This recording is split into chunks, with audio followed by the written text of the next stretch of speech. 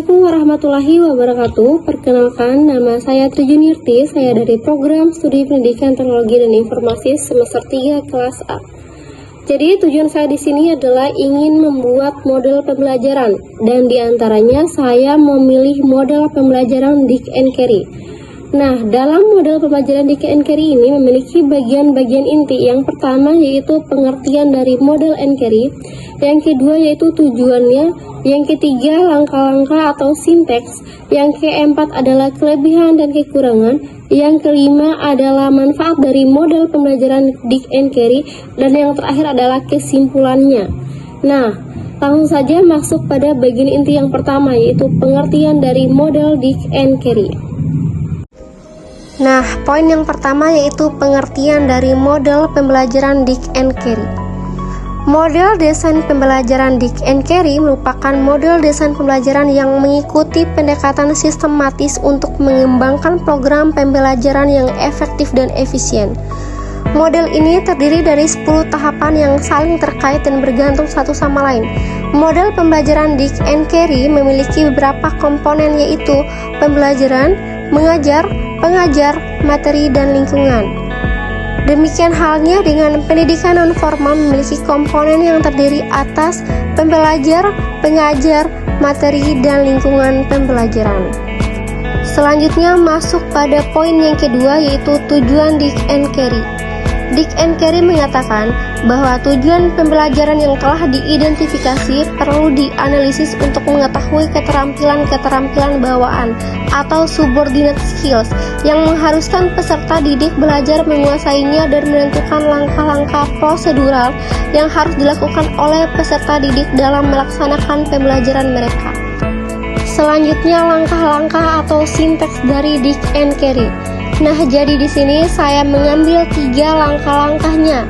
Yang pertama yaitu identifikasi tujuan atau identify instructional goals. Identify instructional goals ini adalah menentukan apa yang diinginkan agar siswa dapat melakukannya ketika mereka telah menyelesaikan program instruksional. Tujuan instruksional bisa diuraikan mulai dari daftar ujian, analisis kinerja, penilaian kebutuhan dari pengalaman praktis dengan kesulitan belajar peserta didik, analisis orang-orang melakukan pekerjaan atau job analisis, atau dari persyaratan lain sebagai instruksi baru. Langkah-langkah yang kedua yaitu melakukan analisis instruksional atau conduct instructional analysis. Proses analisis instruksional bertujuan untuk menentukan keterampilan, pengetahuan, dan sikap atau karakter yang diketahui sebagai perilaku masukan atau entry behavior yang dibutuhkan peserta didik untuk bisa memulai instruksional. Peta konsep akan menggambarkan hubungan di antara semua keterampilan yang telah diidentifikasi. Langkah-langkah yang ketiga yaitu analisis siswa dan lingkungan atau analysis learners and context. Di tahap ini dilakukan analisis siswa, analisis konteks di mana mereka akan belajar, dan analisis konteks di mana mereka akan menggunakannya. Pilihan peserta didik, keterampilan, dan sikap yang sudah dimiliki akan digunakan untuk mendesain strategi instruksional. Selanjutnya masuk pada poin keempat, poin inti. Di sini ada poin inti kelebihan dan kelemahan dari Dick and Carey. Nah, kelebihan dan kelemahan ini mengandung masing-masing 3 poin. Kelebihan ada 3 poin. Yang pertama yaitu setiap langkah jelas sehingga dapat diikuti. Yang kedua, teratur, efektif, dan efisien dalam pelaksanaan. Yang ketiga, adanya revisi pada analisis pembelajaran, di mana hal tersebut merupakan hal yang sangat baik, karena apabila terjadi kesalahan maka segera dapat dilakukan perubahan. Selanjutnya masuk pada kelemahan. Yang pertama yaitu kaku, karena setiap langkah telah ditentukan.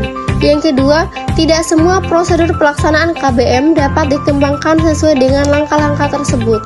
Yang ketiga, uji coba tidak diuraikan secara jelas kapan harus dilakukan dan kegiatan revisi baru dilaksanakan setelah diadakannya tes.